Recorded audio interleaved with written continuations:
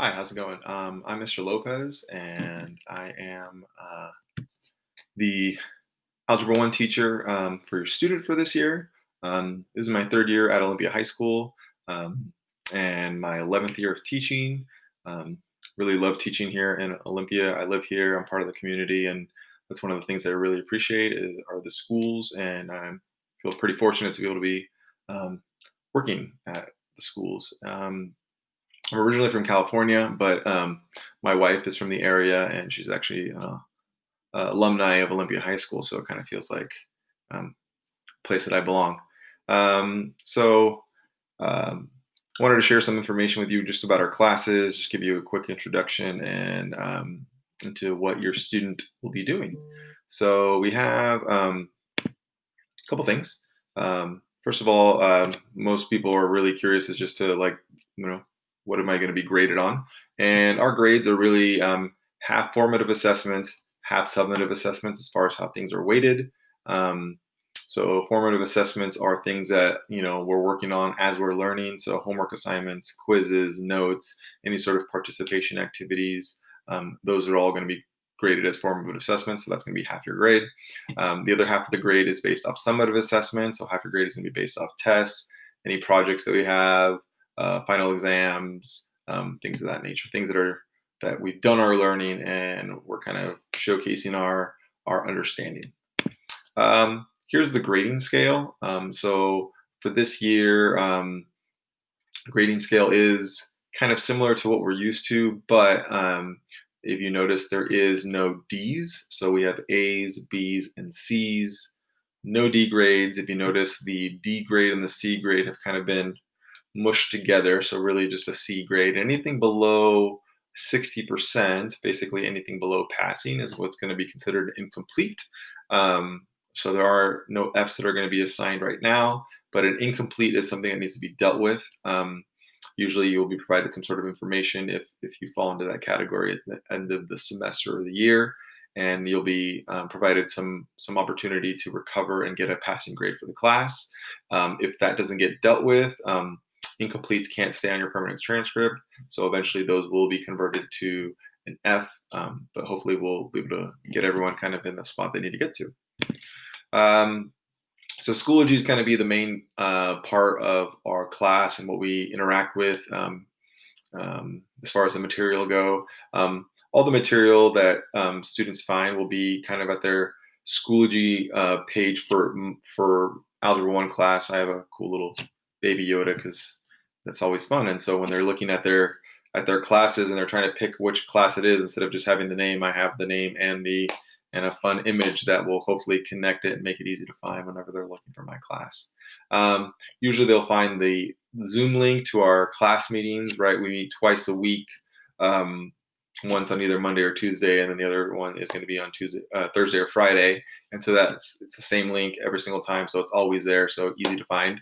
Um, Kind of some of the structures that are important to know is that each lesson will have its own folder. So this was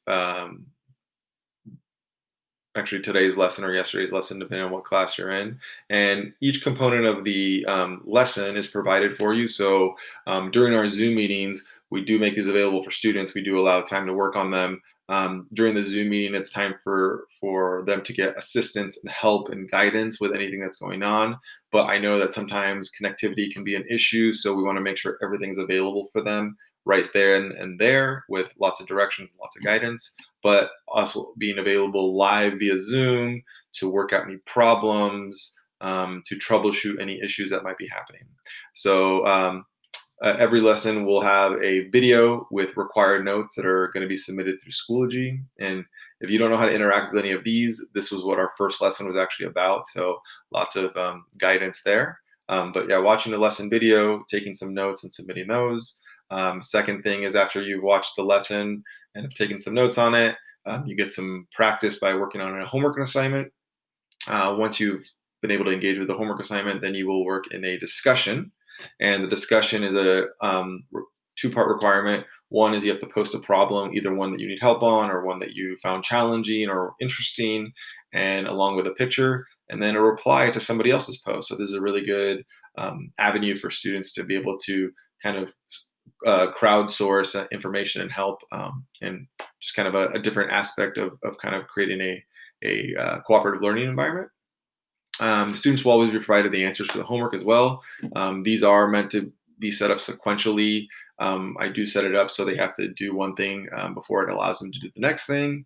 But answers are there, so students can go back, check their work, make sure they're doing it all correctly, and if they're not, they can obviously continue to ask questions. And the final part is at the end of a lesson, there's a short quiz, typically about 5 to 6 questions. It is graded. It auto grades itself. And typically, students are required to get at least a passing grade, at least a 60%. But if for some reason it doesn't work out, you are allowed 3 opportunities to take the quiz. So if for some reason you don't do as well as you'd like on the first try, you can see your submission, see what you got right and wrong, and then continue to take it until you have kind of fulfilled your the best of your ability. And so you do get 3 chances at that. So if you doesn't work on the second one, third one hopefully will work out. And that's kind of the setup of a lesson and kind of what you can expect to see. And again, this is all graded, right? Notes are graded, homework is graded, the discussion is graded, and the quiz is graded. So those are all would fall into that formative assessment category. And then typically at the end of a chapter, we'd have a test. That would be part of the summative assessment category. And we do get 2 of these lessons per week. So usually the most pressing one, or the most current one, is going to be at the top here. And so you'll see more folders start to build on top of each other. So if at any time, students, families, you guys are available to contact me via email I have access to and respond to pretty quickly throughout the course of the day. Nights and evenings, I typically, I'm not on my email, so but I will respond as soon as I can. Feel free to email me anytime.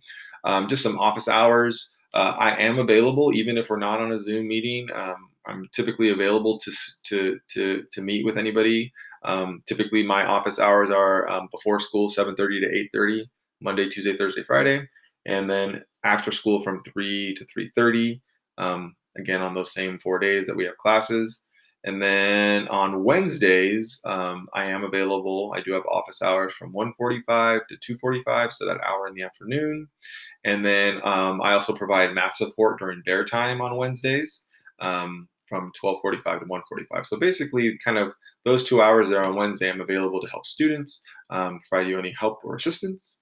And yeah, so thank you all for coming. Thank you for stopping by and watching this video. And please feel free to reach out to me anytime that you need anything.